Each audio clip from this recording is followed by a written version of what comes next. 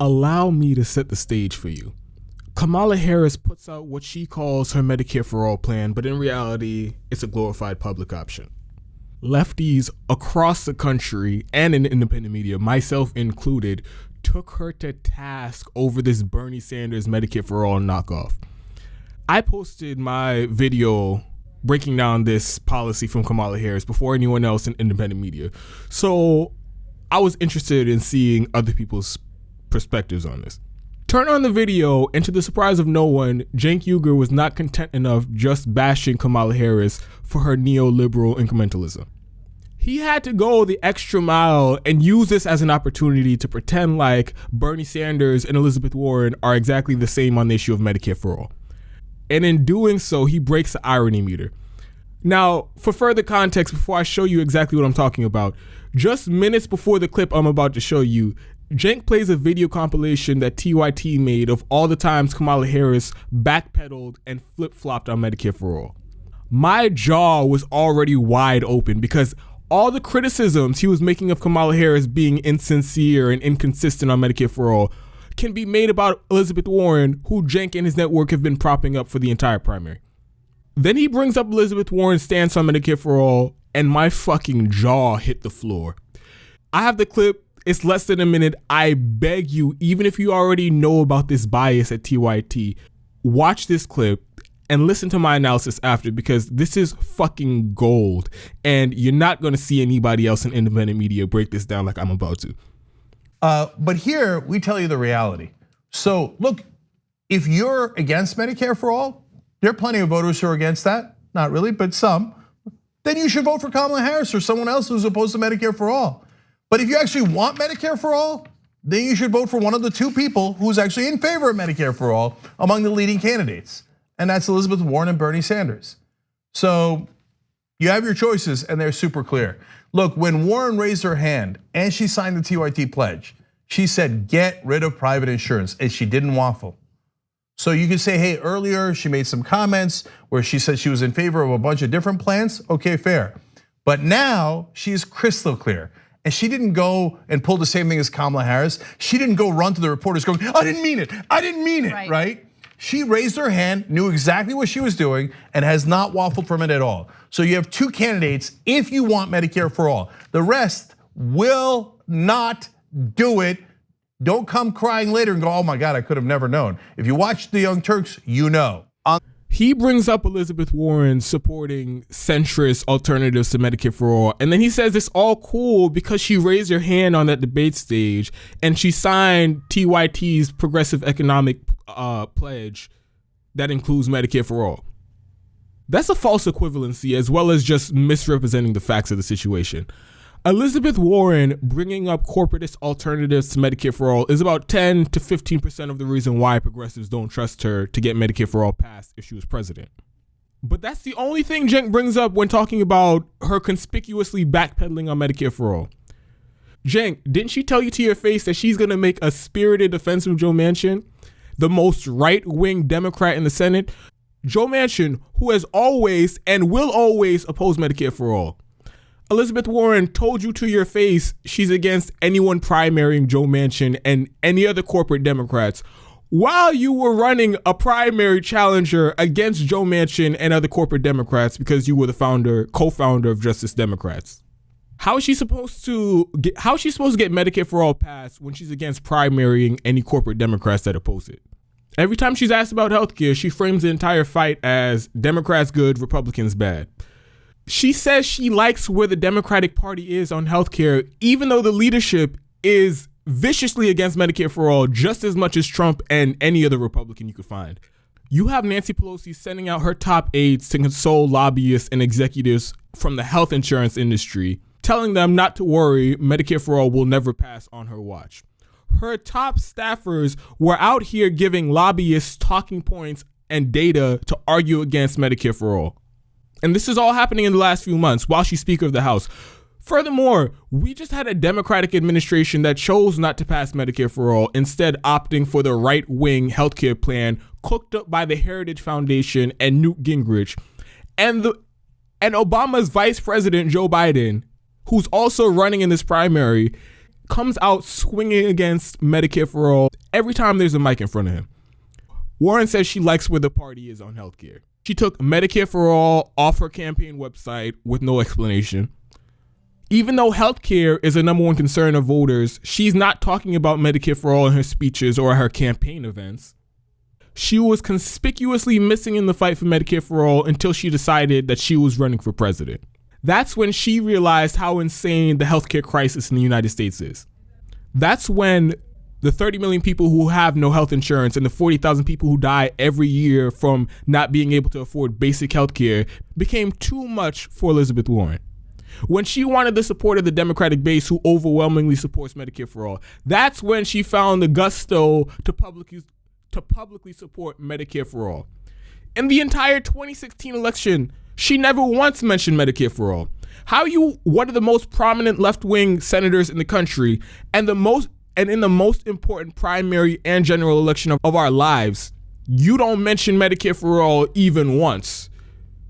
She went even further and endorsed the candidate who said Medicare for all would never come to pass over Bernie, whose campaign started an unprecedented grassroots movement whose main objective was getting money out of politics and passing Medicare for all. This has turned into a very long-winded way of me saying that Cenk is misleading his audience when he acts like the only reason progressives are skeptical of Elizabeth Warren on Medicare for all is that she mentioned some corporatist alternatives at some point, maybe in the past in an interview when it slipped. No, Cenk, there's a never-ending list of red flags that Elizabeth Warren has thrown up on Medicare for all. When you acknowledge that, it makes the point that he tried to make right there even sillier. He says, quote, "You can say earlier she waffled and she supported Medicare for all alternatives, but she raised her hand on that debate stage and signed the TYT economic pledge that includes Medicare for all. So now she's crystal clear." That was a quote. Even if it was just her supporting neoliberal half measures on healthcare for most of the campaign, which is a giant red flag, if in 2019 you don't get that Medicare for all is the right answer and the only answer to the healthcare crisis, you clearly have not been fighting for it, and you don't understand the gravity of 30 million people not having insurance and 40,000 people dying every year because they can't afford basic healthcare, and premiums going through the roof for everyone else, and people not being able to afford healthcare in general in the United States. You don't understand the gravity of that situation. So for her to, quote, raise her hand in support of Medicare for all on a debate stage with millions of people watching and signing some goofy ass pledge online doesn't negate her pushing corporatist half measures for 6 months on the campaign trail. That's a false equivalency. Those things are not equal in weight. If anything, it proves that she's willing to say whatever's politically convenient at the moment. Furthermore, like I said earlier, her support of centrist, milquetoast, corporatist healthcare plans isn't her only transgression against Medicare for all. There's an endless list of her being sketchy and backpedaling away from it. He says, quote, "Now Elizabeth Warren is crystal clear on Medicare for all." So let me get this straight. Because Elizabeth Warren managed to go a whole month without flip-flopping and backpedaling away from Medicare for all, it is crystal clear that she's just like Bernie Sanders. She's on the same level of Bernie Sanders when it comes to how much they want Medicare for all. That's amazing. We have drastically different definitions of what crystal clear means. Cenk said there are two candidates that support Medicare for all. Elizabeth Warren is not Bernie Sanders on healthcare. They are not on the same level. Not even close. Bernie has spent the better part of 40 years fighting for Medicare for all because he knows that's what's right for the country. He's been unrelenting, unbowed for 40 years on this issue. Literally more consistent than any other politician. And that has culminated to where we are today. Medicare for all is now overwhelmingly popular in the country, in large part due to Bernie Sanders. Last polls I've seen, the Democratic Party, 70% of the Democratic Party supports Medicare for all. A majority of independents support Medicare for all. Either a majority or plurality of Republicans support Medicare for all.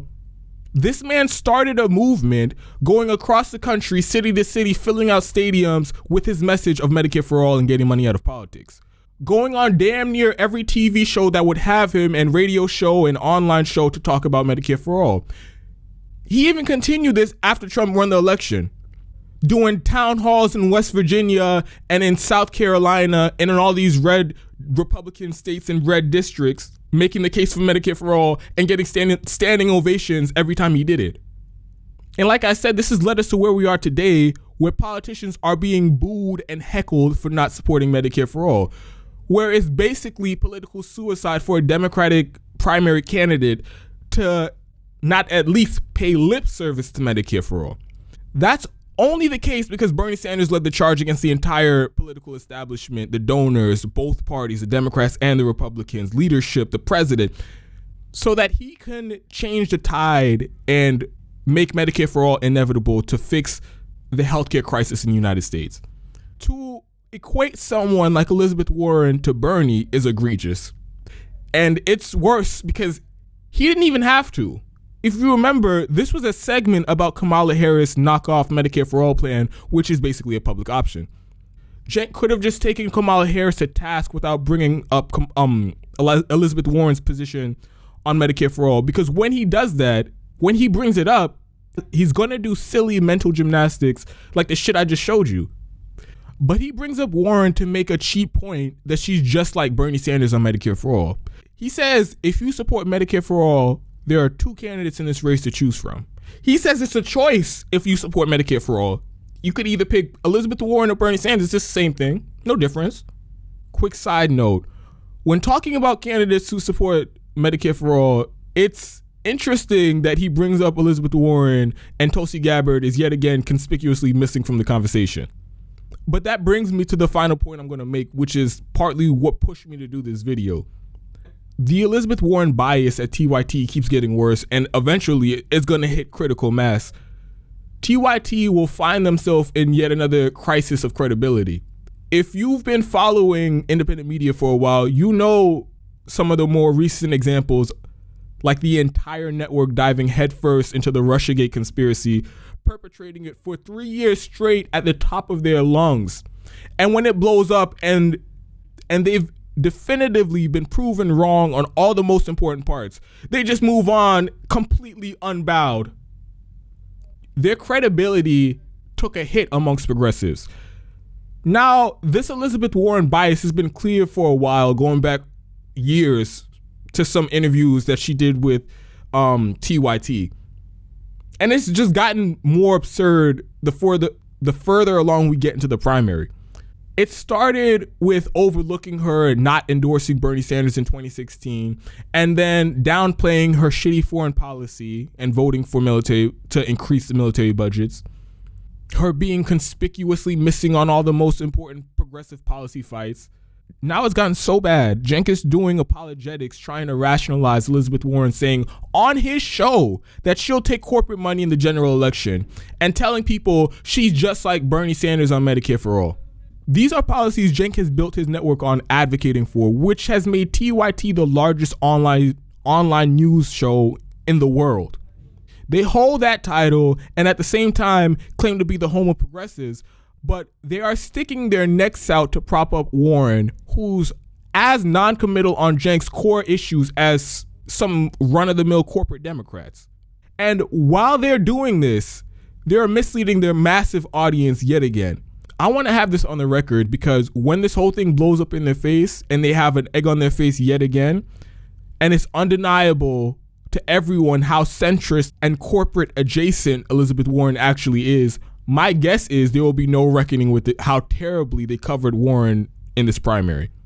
They'll try to act like she pulled one over on all of us and she had all progressives fooled, or they'll say that she just flipped on a dime and I don't know where this came from. I don't know where all this centrism and neoliberalism came from. Either way, they're going to yet again absolve themselves of any responsibility for their biased, shitty coverage of Elizabeth Warren. I want to document this for myself and my audience so we can look back and understand exactly how this Elizabeth Warren bias manifested itself in real time. With Cenk Uyger equating Elizabeth Warren to Bernie on Medicare for all because she raised her hand, signed a goofy ass online pledge, and managed to refrain from backpedaling on Medicare for all or proposing corporatist half measures for an entire month.